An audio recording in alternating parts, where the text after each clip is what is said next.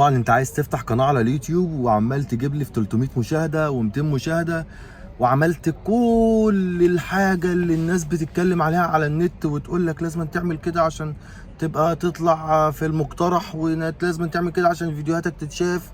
فانا يا صاحبي جاي اجيب لك الملخص وجاي اجيب لك النهايه علشان تعرف تشتغل على النت او تعرف تشتغل على منصه اليوتيوب.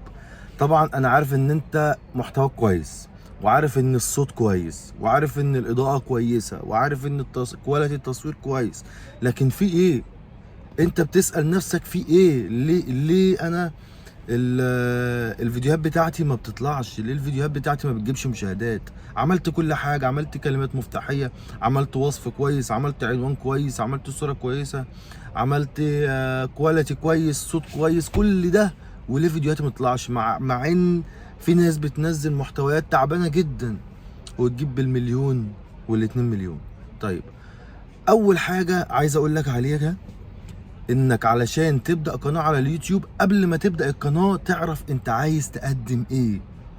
ليه بقى؟ لان انت بتكتب الكلام ده وانت بتنشئ القناة، بيقول لك انت عايز تفتح القناة دي ليه. اول حاجة بتخش في الاعدادات، في اعدادات المتقدمة بتاعت القناة، وتكتب كلمات مفتاحية لقناتك اول ما بتبدأ. تمام، دي اول حاجة. وتاني حاجة انت بتعملها انك بتخش تحط البطاقة الشخصية بتاعتك علشان تأكد وتفتح ميزات المقترحات بتاعت اليوتيوب. الموضوع مش انك تعمل قناة كده وتنزل فيديو خلاص بقت، لا، في خطوات لازم تعملها. اول حاجة، وطبعا لو الناس مش هتفهم الكلام ده يا ريت تكتبوا لي في الكومنت واعمل لكم فيديو مفصل بكل حاجة. اول حاجة بتعملها انك بتكتب الكلمات المفتاحية وانت بتنشئ القناة. تمام، في الاعدادات المتقدمه بتنشئ القناه، بتكتب الكلمات المفتاحيه بتاعه القناه. دي اول حاجه. تاني حاجه بتفعل الميزات. بتفعل الميزات ازاي؟ برضو من الاعدادات. بتفعل الميزات ازاي؟ بالبطاقه بتاعتك، بتنزل صوره البطاقه بتاعتك او بتتصور سيلفي بوشك، وهم يبعتوا لك التاكيد بعد يوم بعد يومين على حسب التاكيد ما بيكمل عندهم. ده اول خطوتين. يعني اول خطوتين انت بتاكد القناه وتعرف اداره اليوتيوب او بتعرف الخوارزميات بتاع اليوتيوب انت عايز تقدم محتوى عن ايه. تمام، دي اول حاجه. تاني حاجه وده الاهم، هتبدا في قناه بفيديو معين. يعني مثلا وليكن انا هعمل مثلا محتوى مشاريع او محتوى الربح من الانترنت. اول فيديو هتنزله زي اخر فيديو انت هتنزله. لازم طالما انت بدأت مشاريع تفضل على طول مشاريع. ليه بقى؟ لان انت لما تنزل مشاريع مثلا وبعد كده تنزل فيديو كوميدي، هنا خوارزميات اليوتيوب طب هي هتحطك في انهي درج؟ في هنا درج مثلا بتاع مثلا تعليم، درج هنا بتاع مونتاج، درج هنا مثلا بتاع ربح من الانترنت، درج هنا بتاع رياكتات. هو عايز يحطك في الدرج الخاص بيك، المتابعين اللي هم مهتمين بالمحتوى بتاعك. فانت دلوقتي اديت له مثلا فيديو عن الربح بتاع الانترنت وشويه عملت له رياكتات، فهو هنا الخوارزميات اليوتيوب مش هتعرف تودي الفيديو بتاعك فين. فانت كده بتدمر قناتك. فانا هنا بقى قبل ما تبدأ الفيديو لازما تكون عارف انت هتعمل ايه، ما تبقاش داخل القناة مشتت. تمام، دي تاني حاجة. تالت حاجة ودي الاهم، اوعى تبص الفيديوهات حد تاني في نفس المحتوى بتاعك. يعني وليكن انت راجل بتعمل رياكتات، اوعى تبص على واحد بينزل الفيديو من اول ساعة بيجيب 300 الف مشاهدة وبيجيب 200 الف مشاهدة. انتوا فاهمين؟ لانك لو عملت كده دايما هتبقى حاطط في اعتقادك ان انت راجل ما بتعرفش تصنع محتوى، او انت راجل ضعيف في محتواك. لا يا باشا، الراجل اللي انت بتشوفه بيعمل ارقام عاليه، ده الراجل ده عمل جمهور. يعني عمل جمهور، يعني جمهوره اصلا اللي بيتابعه هتلاقيه عنده على التليجرام، عامل جروب تليجرام، اول ما بينزل فيديو بيبعت لهم. عامل جروب على الفيسبوك، اول ما بينزل بيبعت لهم. عنده عنده صفحه على الفيسبوك، اول ما بينزل على اليوتيوب بيروح منزل الفيديو. فبالتالي بيقدر يجمع الجمهور في ثانيه الا ثانيه. لكن حضرتك دلوقتي لما تيجي تنزل فيديو وانت اصلا محدش يعرفك، فمين هيتفرج عليك غير لما فيديوهاتك تكون قويه، وبالاخص الصوره المصغره، وتشد الشخص اول ما يشوف الصوره المصغره، فبالتالي يبقى هو الفيديو يحطك في المقترح، فبالتالي يجي لك جمهور، فبالتالي تقدر ان انت توجه الجمهور ده مثلا لجروب على التليجرام او جروب على الفيسبوك، عشان كل لما تنزل فيديو تنزل على الجروب بتاعك، فبالتالي الفيديو بتاعك يطلع في اسرع وقت. علشان اليوتيوب بياخد من اول ساعة في الفيديو، لو اول ساعة في الفيديو جابت مشاهدات، يبقى كده الخوارزميات اليوتيوب بتعرف ان الفيديو ده فيديو كويس والناس مهتمية بيه، فبالتالي بيحطوا لك في المقترح على طول.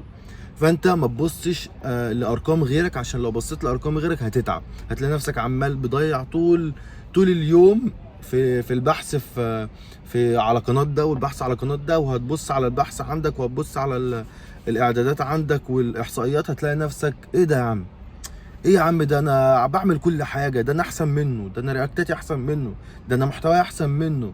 فهتلاقي نفسك انت بتدمر نفسك بنفسك علشان باصص لغيرك. تمام.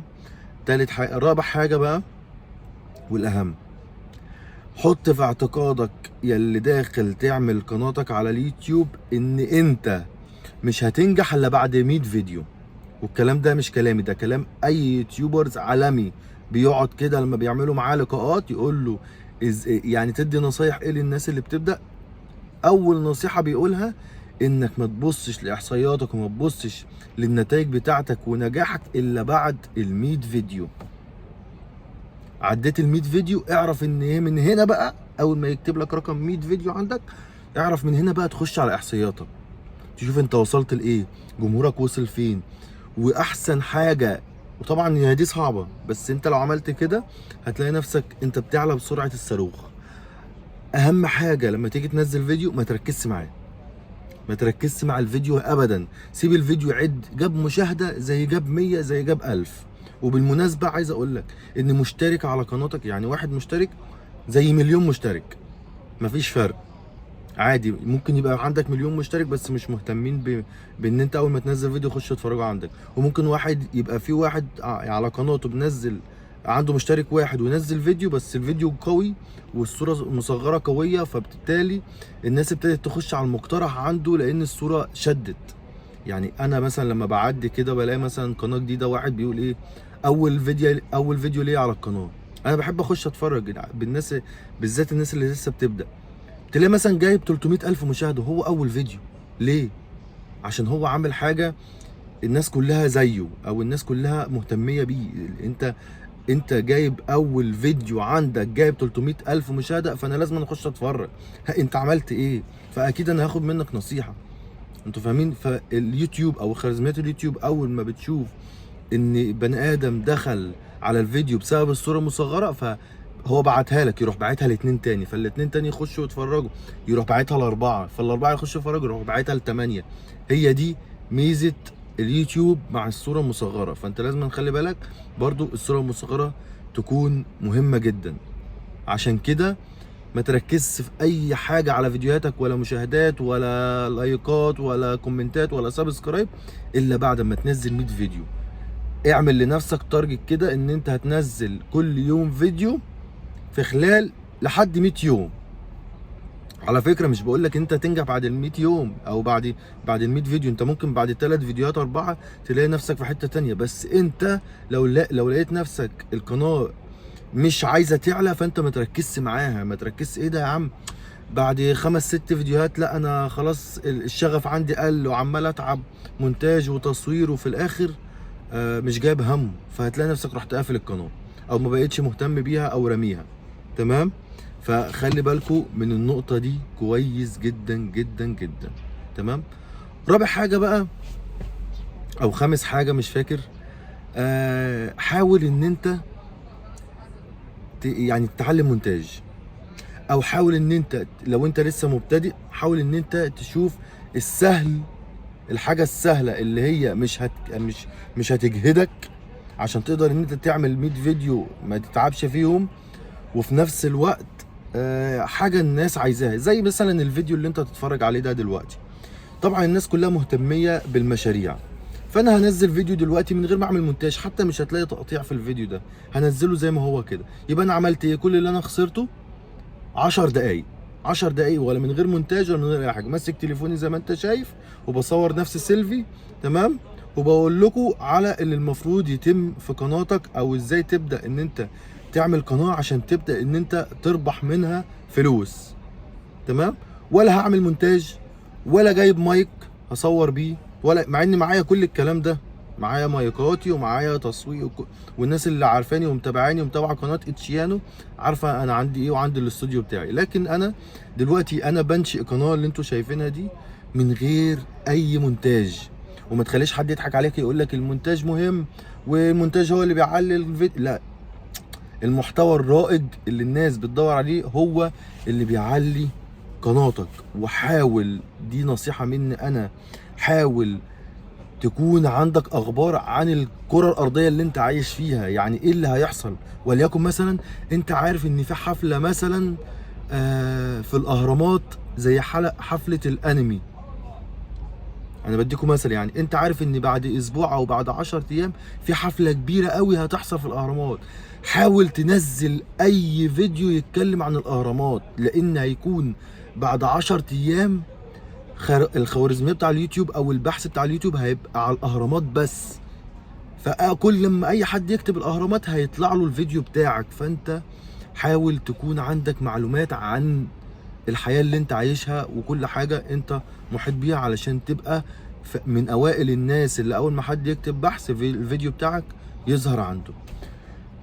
دي انا بالنسبة لي انا اهم حاجة من واقع خبرتي. ممكن بقى من واقع خبرة حد تاني معرفش، بس انا بقولك على واقع خبرتي والحاجة اللي انا عشتها. قسما بالله اللي انا بقوله لك ده هو اللي حصل معايا بالفعل. فما تركز مع اي حد تاني، او واحد يفضل يقول لك مونتاج وواحد يقول لك مش عارف ايه. المونتاج كويس والصوره المصغره كويس، بس الكلام ده بعد ما توصل لمرحله ان انت تعمل الفيديو يجي لك من وراه ماديات عشان تقدر تشغل ناس او تقدر تاخد كورسات وتعلم نفسك علشان تقدر ان انت تعمل مونتاج. لكن ما انت شايف اهو الفيديو اللي هينزل دلوقتي ولا همنتجه ولا هعمله، واتفرج عليه شوف هيجيب مشاهدات ولا لا، ولو جاب مشاهدات يبقى انا كلامي صح. بس كده يا شباب، وبكده خلصنا فيديو النهارده. يا رب يكون الفيديو عجبك.